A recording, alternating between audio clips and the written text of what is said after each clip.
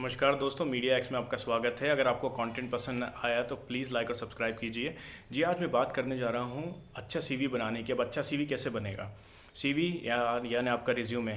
देखिए, ये चीज़ मुझे भी काफ़ी समझ भी नहीं आती थी पहले, जब मैंने अपना करियर चालू करा था कुछ साल पहले। 8 साल हो गए होंगे कम से कम, जब मैंने अपनी पहली सीवी बनाई थी। और बहुत ही अजीब सी सीवी थी, उसमें कोई खास इन्फॉर्मेशन नहीं थी मुझे, क्योंकि मुझे आइडिया ही नहीं था कि क्या है ये। मतलब जैसे आप मान लीजिए कोई भी चीज़ पहली बार करते हैं तो वो जाहिर सी बात है वो इतना अच्छी तरह से नहीं होने वाली। तो मुझे समझ में ही नहीं आ रहा था मैं क्या बनाऊँ, क्या लिखूँ, क्या स्किल्स डालूँ, क्या करूँ। पर फिर मैं कुछ टाइम बाद मेरा सीवी अच्छे होने लग गए, क्योंकि मुझे आइडिया हो गया। मैंने दूसरों की सीवी पढ़ी, मैंने उनसे देखा, थोड़ा बहुत कॉपी पेस्ट भी करा शुरू शुरू में। उसके बाद मुझे समझ में आ गया अच्छा ये सिस्टम है, इससे सीवी बनती है। देखिए, जो मुझे समझ में आया वो काफ़ी सिंपल चीज़ थी। सिंपल चीज़ ये थी कि सीवी के अंदर आपको एक्सप्रेस करना है आप क्या कर सकते हैं। अब ये देखिए, ये एक डेफिनेशन है बहुत सिंपल वे में जो मैंने समझी, और अभी भी मैं उसी हिसाब से ही रखता हूँ। अगर अभी भी मुझे सीवी बनाना, रेज्यूमे बनाना है, मैं बहुत सिंपल सा डेफिनेशन रखता हूँ कि मुझे समझाना है कि मैं क्या कर सकता हूँ आपके लिए। सिंपल। अब देखिए, ये चीज़ सुनने में सिंपल लगती है। आप सिर्फ एक वर्ड में नहीं लिख सकते, आप सिर्फ एक पैराग्राफ नहीं लिख सकते, वो सीवी नहीं होती। पॉइंट ये है कि सीवी के अंदर आपको मेंशन करना है कि आपकी वैल्यू क्या है in simple terms. For example, आपको सीवी बनानी है, और अभी मैं आपको सिर्फ एक सिंपल एग्जांपल देता हूँ। एक सॉफ्टवेयर जॉब का, मान लीजिए आप वेब डेवलपर है, आप अच्छे वेब डेवलपर है, आपको 4 साल का एक्सपीरियंस है, तो आपको ये तो लिखना ही है कि आप वेब डेवलपर हैं, 4 ईयर्स ऑफ प्रोफेशनल एक्सपीरियंस है। उसके अलावा आपको अबाउट सेक्शन में अपनी छोटी सी जर्नी लिखनी है, आपको लंबा चौड़ा नहीं लिखना, आपको अपनी छोटी सी जर्नी लिखनी है। I started web development 4 years back, I work with 100+ clients, I have delivered multiple scalable projects. ऐसे करके बस बेसिक्स आपको समझाना है कि आपने क्या करा इन 4 साल के अंदर।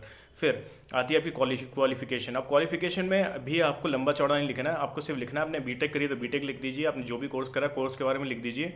उसके बाद उसमें ज़्यादा हाईलाइट मत करिए आपने कॉलेज में कौन से फेस्ट में पार्ट लिया है, क्योंकि जो एम्प्लॉयर होता है यूजुअली उसको इस चीज़ से फ़र्क इतना नहीं पड़ता, क्योंकि उनको अभी आपकी करंट वैल्यू देखनी है। ठीक है, आपने कॉलेज में आप बहुत ज़्यादा मे बी आपने काफ़ी चीज़ों में अच्छा करा होगा, मे बी आपने 100-200 सर्टिफिकेट लिए होंगे, बहुत प्यारी बात है, वो बहुत अच्छी बात है, इसका मतलब आप अचीवर हैं। बट वो चीज़ थोड़ी कॉलेज साइड में ही इंपॉर्टेंट है, या फिर वो मैं मान सकता हूँ फ्रेशर्स के लिए इंपॉर्टेंट है। अगर आपको एक्सपीरियंस्ड है थोड़े बहुत भी, तो वो इतना इंपॉर्टेंट एस्पेक्ट नहीं है वो एस्पेक्ट बहुत बढ़िया चीज़ है, but employer point of view से इतना बड़ा नहीं, क्योंकि उनको आपको करंट मार्केट वैल्यू देखनी है। उनको ये देखना है कि अभी अगर मैं इनको हायर करूँगा तो मुझे क्या प्रॉफिट मिल सकता है। बेसिकली कंपनी के पॉइंट ऑफ व्यू से बता रहा हूँ मैं आपको। तो बेसिकली आपको अपना वैल्यू प्रोपोजिशन रखना है कि why would they hire you, that's all. तो सेकंड, आपको क्वालिफिकेशन ज़्यादा आप लिखिए, आराम से लिखिए उसके बारे में। उसके बाद आप ये लिखिए अपने जो भी प्रोजेक्ट्स डिलीवर करें। मान लीजिए आपने प्रोजेक्ट्स डिलीवर कर रहे हैं, मान लिया प्रोजेक्ट बेसिस में काम करते थे, फ्रीलांसर थे, तो प्रोजेक्ट्स के बारे में एक एक्सप्लेनेशन लिखिए। उसके बाद आपका पास्ट एक्सपीरियंस लिखिए कि आपका पास्ट एक्सपीरियंस किन कंपनीज के अंदर रहा है। उसके अंदर भी आपको रिस्पॉन्सिबिलिटीज़ लिखनी है, उसके अंदर भी आपको ज़्यादा लंबा चौड़ा नहीं लिखना है, उसके अंदर आपको रिस्पॉन्सिबिलिटीज़ लिखनी है। उसके बाद आपको लिखना है कि अगर आपके पास कोई वेबसाइट लिंक अगर है आपके पास, तो आप उस शुरू में डालिए उस चीज़ को। कॉन्टैक्ट इन्फॉर्मेशन सब शुरू में आ जाता है, लास्ट में नहीं लिखते, शुरू में आ जाएगा आपके। और उसके बाद अगर आपका मान लीजिए पोर्टफोलियो का कोई लिंक है तो आप मेंशन कर सकते हैं पोर्टफोलियो का लिंक। तो इससे हुआ क्या, जो भी आपको मैंने बहुत बेसिक सा फॉर्मेट बताया, इस बेसिक फॉर्मेट से हुआ क्या कि आगे वाले को समझ में आ गया आप क्या कर सकते हैं, कैसे आपके वर्क एक्सपीरियंस उसको पता चल गया कि आप क्या करते हैं, आपके क्वालिफिकेशन तो पता चल गया आपने आपने क्या पढ़ाई करी हुई है। और उसके अलावा आपके कॉन्टैक्ट डिटेल्स जो आपने पहले लिख दी उससे पता चल गया अच्छा मैं कैसे रीच आउट करूँ इनको।